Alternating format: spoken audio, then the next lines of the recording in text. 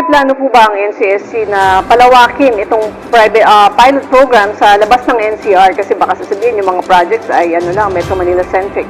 So, palalawakin po ito para maabot din yung ibang senior sa buong bansa. Definitely.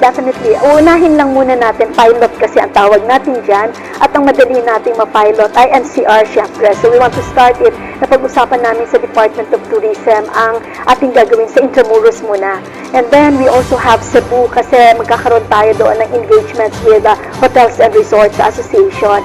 Doon sa isang parte ng livelihood kung saan i-develop yung skills nila for enterprising, doon naman sa Kidapawan muna natin gagawin.